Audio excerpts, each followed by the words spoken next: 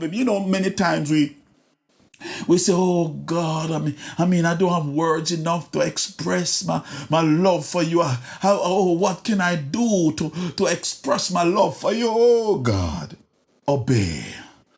If we are going to stay in love, then we have got to choose, hallelujah, to follow God.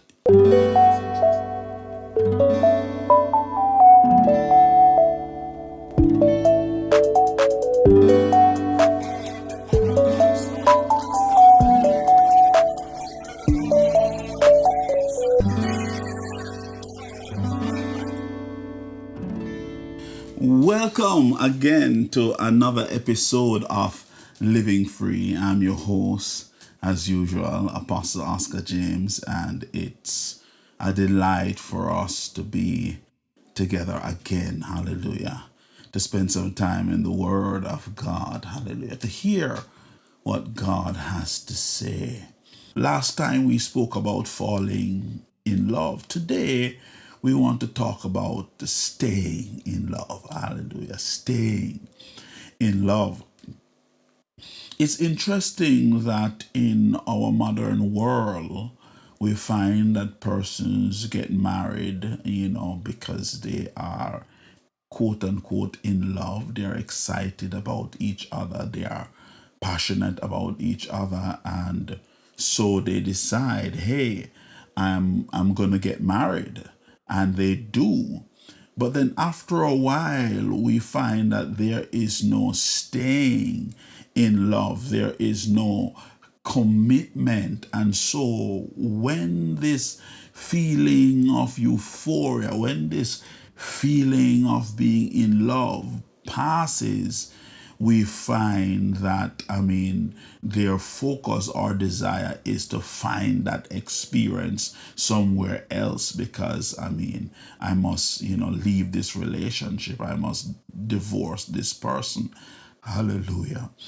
As we look at scriptures and how it describes the relationship between a husband and a wife and God's relationship with us, his people whom he loves, we understand that it is not just to fall, hallelujah, in love with Jesus, and that is crucially important, but it is how we stay in love with Jesus. It is how we remain in love with Jesus. Jesus said to some disciples, if you remain in my words, then, hallelujah, you are truly my disciples if you remain in my word. I want us to jump now to the book of John chapter 15, and we're reading a few verses there from about verse 5. Hear what it says. It reads as follows, and I'm reading from the English Standard Version. It says, I am the vine, and you are the branches. Whoever abides in me, and I in him, he is it that bears much fruit. For apart from me, you can do nothing. And this is interesting because we would think that, you can do things without, without God's direct intervention. But it's interesting because in 1 Corinthians 13, it tells us whatever we do without love, it values nothing. It has no worth. It's valueless. It's like beating at the wind. It has no value. Hallelujah. And we might think it has value in our context in the earth. Yes, we might think that our possessions have value or certain things that we do. But be reminded that this life now in the earth is temporary. It's for a time, but it's preparation for eternity. And that is why in Matthew chapter 6, Jesus says to them, listen, don't store up riches where moth and rust and thieves can steal. he's talking here about the temporal that deteriorates, that can be destroyed, hallelujah, that you can lose. But he says, store up riches in heaven. And then he says, where your treasure is, there your heart is also. And I use that context to say that there is an eternity. There is a forever. There is, hallelujah, a time out of time. Hallelujah. We are currently in time, but there's a time out of time that we will spend.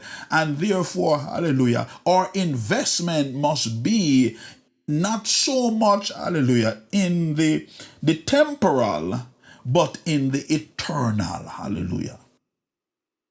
And so, without love, without Jesus, hallelujah, whatever we do is of no value. It's nothing. And so let me go back to the passage. And so Jesus says, I am the vine and you are the branches. Whoever abides in me and I in him, he it is that bears much fruit. For apart from me, you can bear nothing. And the example and analogy that Jesus is using here, hallelujah, as he talks about the vine and the branches, and we think about a tree, a branch has to stay connected to the tree. It has to stay connected to the vine. It has to stay connected to the root. If you break the branch off, it will wither away and die. Hallelujah. Because the source of its sustenance is in the tree. And so, hallelujah, in the same way, we have got to stay in love. We've got to remain in love with Jesus. Hear what he says. He says it in verse 6. He says, if anyone does not abide in me, he is thrown away like a branch and withered, and the branches are gathered, thrown into the fire and burned. Hear verse 9 now. Verse 9, as the Father hath loved me, so have I loved you.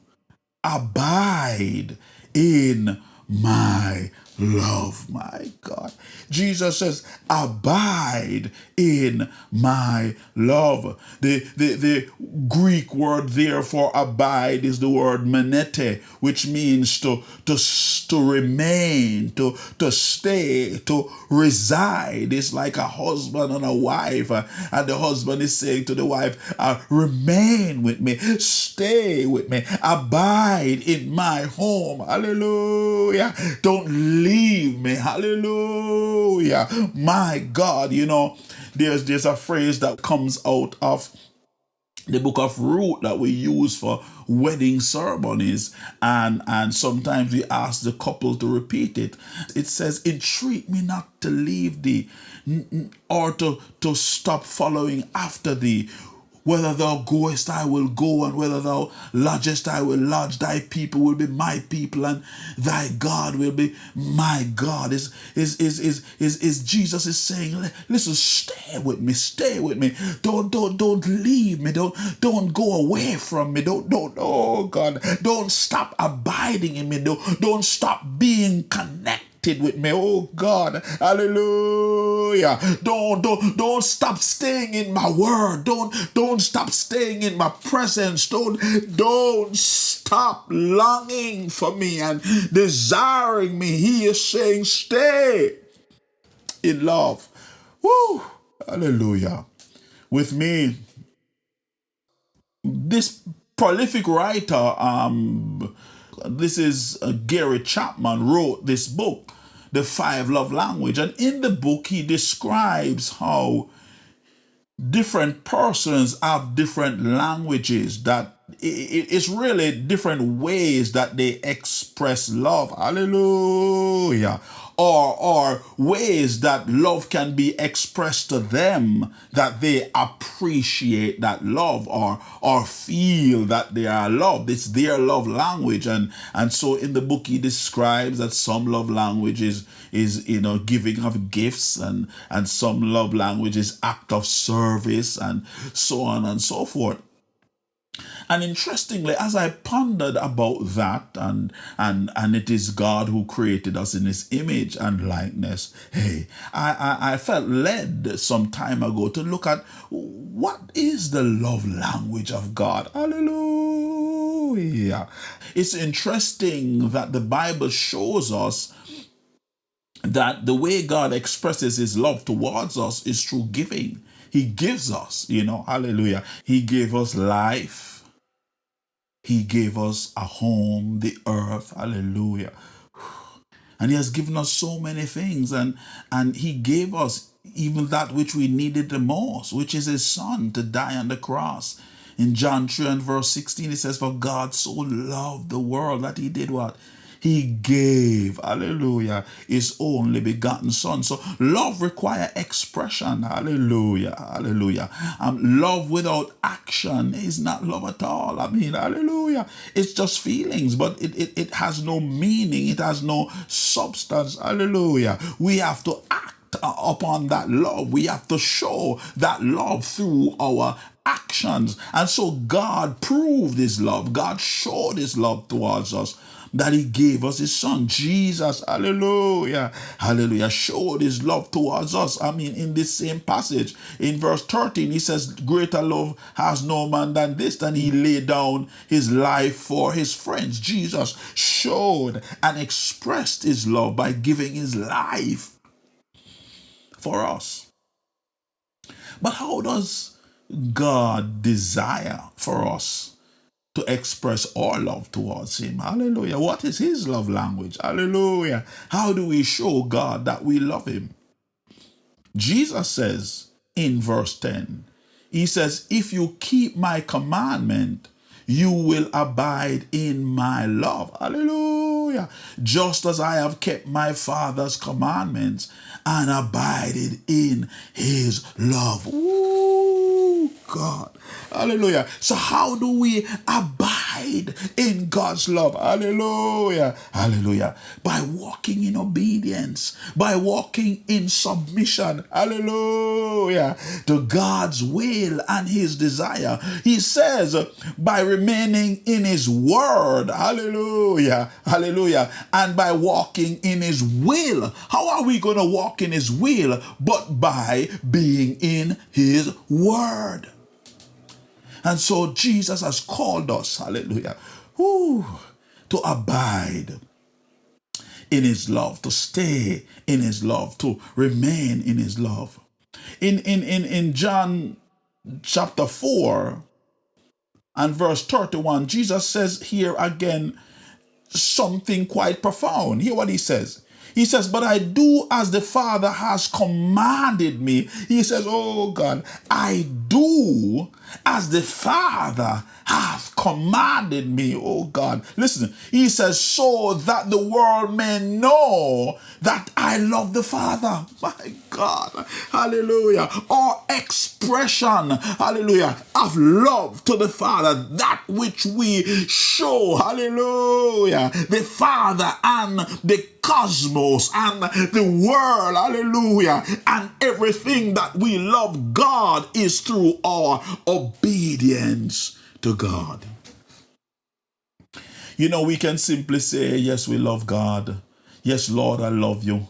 We can sing all the feeling songs and all the emotional songs, and we cry tears. Hallelujah. Oh God, and we get real emotional.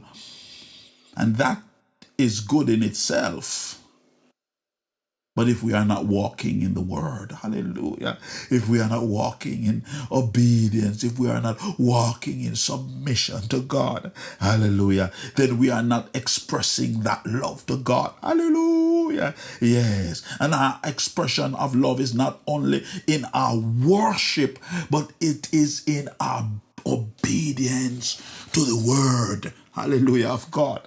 Hallelujah. Obedience to the instructions that God has given us. I want to show you an interesting example in scriptures. And I believe I've shared this before, but I'll share it again. In the book of Genesis, it tells us that God, when he created the garden, there was the tree of the knowledge of good and evil in the garden.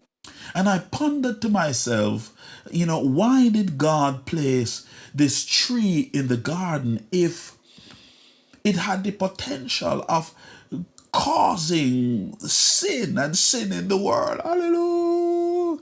Yeah. Hallelujah. Yeah. Hallelujah. But if we truly understand what sin is disobeying God. Sin, hallelujah, is resisting God. Sin is not yielding, hallelujah, to the commandments of God. That's what sin is. And that's why Jesus says if you do it in your heart without even doing the action, oh God, you have already sinned, because it's a heart condition. And so we find in Genesis, Adam and Eve, think about it, every time they pass that tree, hallelujah, if our obedience to God is an expression of our love towards God, then every time they passed the tree and didn't look on it, oh God, they were saying, God, I love you. Every time, hallelujah, they felt hungry, but hallelujah, they didn't touch it. They were saying, God, I trust you, hallelujah. God, I believe in you, God, I desire you, God, I care about you. Every time they chose to obey God's will. The tree was in the garden. They explored the garden up and down. Hallelujah. Yeah. Hallelujah. Yeah. But every time they chose to not pay attention, hallelujah, to obey God, they were expressing their love to God, until they stopped doing that by disobeying God. Interestingly, we can have, all the feelings in the world, hallelujah, but feelings alone is not enough. And I emphasize that feelings alone is not enough. I'm a feeler. Ooh, God, I like to feel good. I like to feel in love. Hallelujah. Sometimes in my quiet time, in my quiet moment with the Lord, when I'm praying and worshiping and I feel the beauty of His presence, the tears just fall. And there is nothing wrong with that. Hallelujah. It's the passion, hallelujah, in the love relationship with God. But loving God is more than that. It's more than the passion. It's more than the feeling. It's more than the desire. It's more.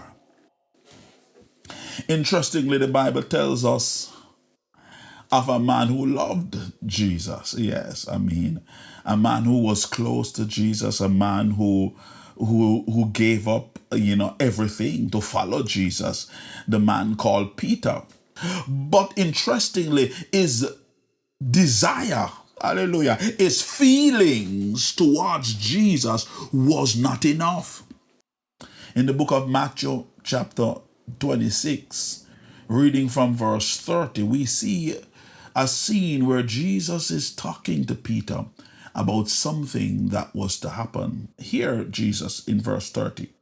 He says, when they had sung a hymn, they went out of the Mount of Olives. Then Jesus said to them, you will all fall away because of me this night. For it is written, I will strike the shepherd, and the sheep of the flock will be scattered. But after I am risen, I will go before you to Galilee. Peter, listen to Peter, Peter answered him, though they all fall away, hallelujah, because of you, I will never fall away. That's what Peter said. And he meant it, and I believe he meant it. In verse 34, Jesus said to him, truly, I say to you, this very night before the rooster crow, you will deny me 3 times. Peter said to him, even if I must die with you, I will not deny you. And all the disciples said the same thing. Peter knew what he felt. hallelujah, for Jesus. Oh God, he was ready, hallelujah, to give up his life for Jesus. But Peter had an issue. Peter was fearful.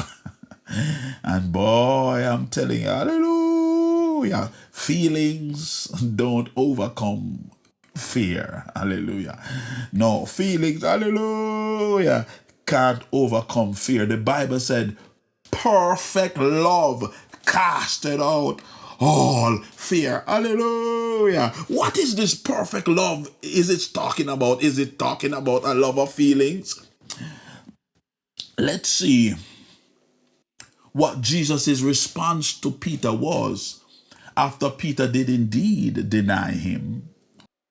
I want you to turn with me to the book of John, chapter 21, reading from about verse 15 and down. Here it tells us, after Jesus rose from the dead, Jesus met with Peter on the seashore, and he had a conversation with Peter. He asked Peter a very pointed question. Let's listen to the story. When they had finished breakfast, Jesus said to Simon Peter, Simon, son of Jonah, do you love me more than these? He said to him, Yes, Lord, you know that I love you. He said to him, Feed my lambs. Verse 16, he said to him a second time, Simon, son of Jonah, hallelujah, do you love me? He said to him, Yes, Lord. You know that I love you. He said to him, Tend my sheep. Verse 17, he said to him a third time, Simon, hallelujah, son of John, do you love me? Peter was grieved because he said to him the third time, Do you love me? Hallelujah. And he said to him, Lord, you know everything. You know that I love you. And Jesus said to him, Feed my sheep. Each time Jesus asked him if he loved him, hallelujah, and he responded, what did Jesus say? Do something, my God, hallelujah. Jesus gave him an instruction. Jesus gave him something to do. Jesus said, feed my sheep. Originally, when Jesus called him, Jesus said, hey, I will make you fishers of men, hallelujah. Jesus had an assignment for him. Jesus had called him for a purpose. And Jesus is saying, if you love me, do what I've asked you to do, my God. If you love me, obey me. If you love me, follow me. Hallelujah. If you love me, hallelujah, remain in my word. Follow my word. Hallelujah. Obey my instructions. Jesus is saying, if you love me. It is really interesting that in the passage, when Jesus asked him, if you love me, Jesus used a different word, hallelujah, from the word Peter used when Peter says, I love you. In the English language, it isn't evident because we use one word for love, but in the Greek, we use different words. Greek used different words for love. And so here, Jesus kept saying to Peter, do you agape me? Hallelujah. And Peter's response was, I phileo you.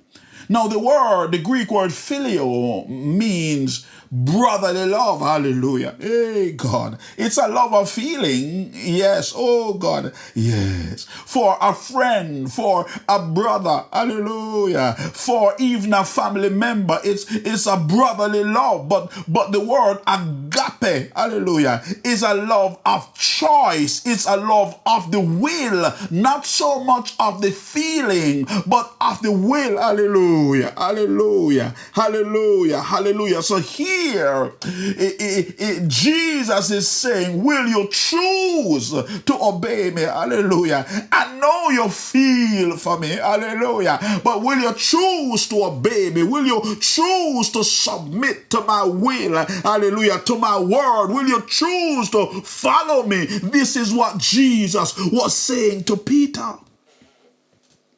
And I believe Jesus is saying that to us today. If you love me, oh God, keep my commandments. Hallelujah. For it is those who keep my commandments. Hallelujah. They are the ones who love me. Jesus is saying, hey God, if you are going to stay in my love, if you are going to remain, hallelujah, in my love, if you are going to stay and stick and abide in my love, then you have got to choose by your will, not by your feeling. Oh God, your feeling is a result. Hallelujah. Oh God, yes, it is a byproduct of, oh God, yes, our agape God, our choosing by our will to obey God, to follow his instructions, to do what he says, to do what he asks for. Hallelujah. Is there something that God is asking you, oh God, to do? Hallelujah. He has been asking you to do that you have been resisting. Oh God, if you submit, oh God, you are saying that you love him. You know, many times we say, oh God, I mean, I don't have words enough to express my love for you. What can I do to express my love for you? Oh God, obey. Obey. If we are going to stay in love, then we have got to choose, hallelujah, to follow God.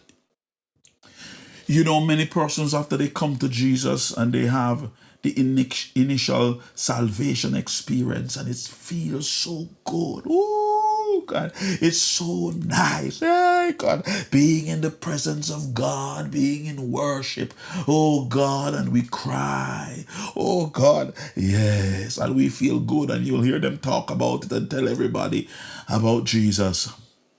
But when the tire hits the road, when the difficult times come, when the rough times come, hallelujah, many times they don't remain. But Jesus is calling you, as he's calling me, hallelujah, to choose, to love him.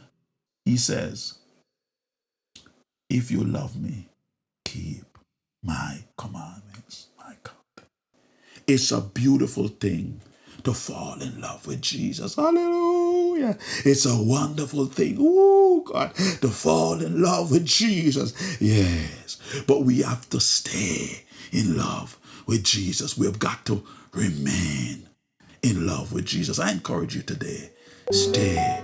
Oh, God, stay in love. Oh, God, stay in love with Jesus.